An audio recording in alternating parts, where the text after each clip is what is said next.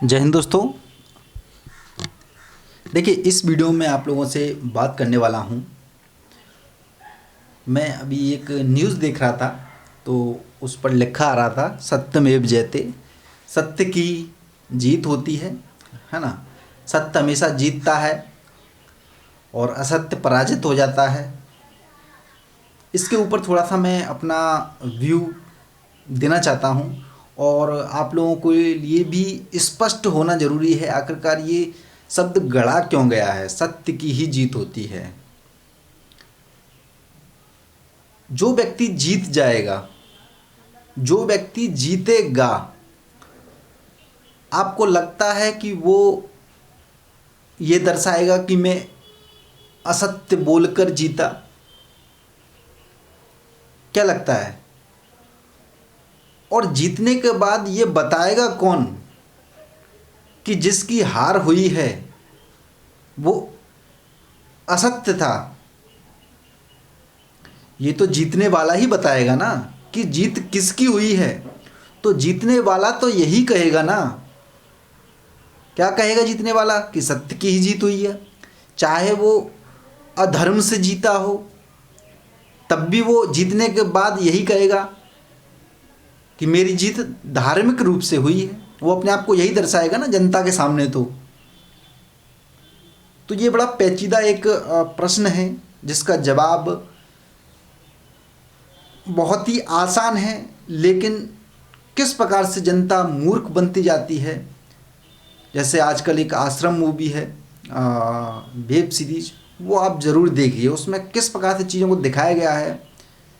जनता एक कठपुतली है, किस प्रकार से जनता जो है कार्य करती है और जो सत्ता में बैठे हुए लोग हैं वो किस प्रकार से यूज करते हैं, उसका बड़ा ज़बरदस्त तरीके से दिखाया गया है। प्रकाश झा हालांकि हमेशा दिखाते रहे हैं, लेकिन इस बार उनके वेब सीरीज के जरिए हाथ खुल गए हैं।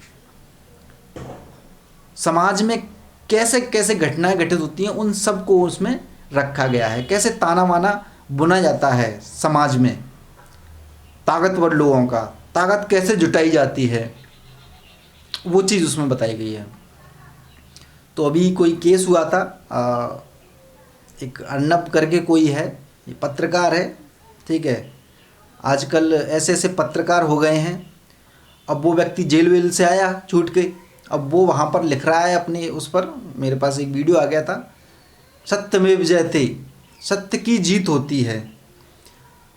आप उसकी पत्रकारिता सुनोगे, 2 कौड़ी का पत्रकार है। मैं ये क्यों कह रहा हूँ? क्योंकि मैं एक जागरूक व्यक्ति हूँ, मैं जानता हूँ। 2 कौड़ी का कहने का तात्पर्य यह है कि जो चीज़ें वाकई में दिखाई जानी चाहिए वो नहीं दिखाता है, वो केवल दलाल है। मुझे ऐसा लगता है पर्सनली। लगता क्या है ही 2 दलाल हैं। एक रिपब्लिक भारत का दलाल है, एक चैनल और है जी न्यूज़, उसका एक दलाल है। ये लोग दलाली खा कर के, यानी कि पत्रकारिता खुद से करें तब तो एक अलग चीज़ है ना। पत्रकारिता करिए आप, पत्रकारिता में पॉजिटिव नेगेटिव हो सकता है, लेकिन पत्रकारों को यदि पैसा खिला दिया जाए फिर वो पत्रकारिता है या नहीं है? तो पत्रकारिता जैसी चीज़ तो है ही नहीं पैसे खिला करके। तो वो दलाली के जरिए से चीज़ें कुछ कर रहे थे, उल्टी सीधी चीज़ें, ठीक है। सरकार के खिलाफ कोई भी चीज़ नहीं बोलेंगे, सरकार को बढ़ावा देने के लिए ये चीज़ें बोली जाती हैं उनके द्वारा। तो वहाँ पर लिखा आ रहा था सत्यमेव जयते। अब जो जीतेगा वही तो बताएगा, वही तो लिखेगा कि सत्य की जीत होती है। चाहे जीत उसने कैसे भी प्राप्त करी, अधर्म के जरिए प्राप्त करी, असत्य बोलकर प्राप्त की, लेकिन वो बोलेगा यही कि सत्यमेव जयते, सत्य की जीत होती है।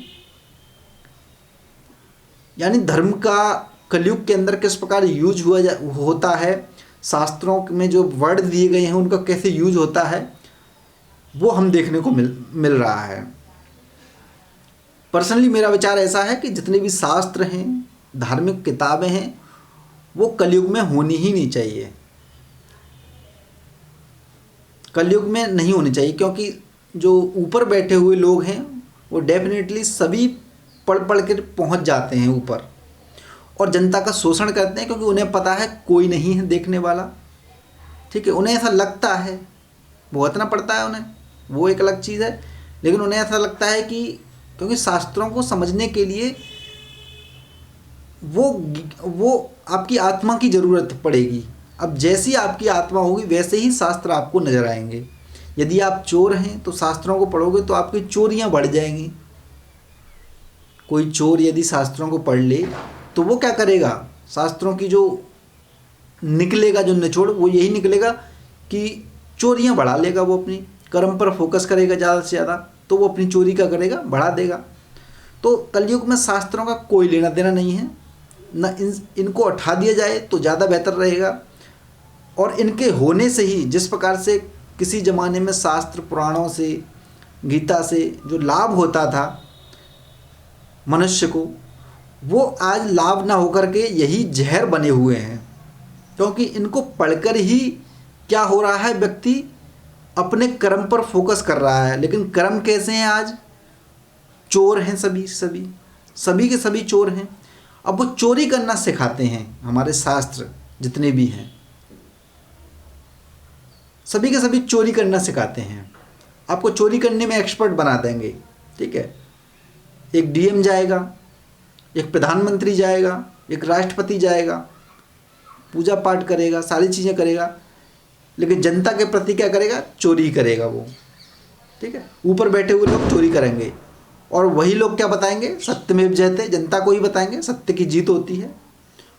खुद ने कितने भी अधर्म के जरिए से बहुत सारी चीज़ें करी हों, कलयुग चल रहा है तो ये पूरा अधर्म चल रहा है, और अधर्म चलते हुए भी आपको ऐसा सिखाया जा रहा है कि सत्य की ही जीत होती है, सत्यमेव जयते। तो इस पर मैं थोड़ा सा बोलना चाहता था, पता नहीं आप लोगों को कितने समझ में आया, है ना। कलयुग है, कलयुग के अंदर सब चोर के चोर भरे हुए हैं, टोटल चोर हैं।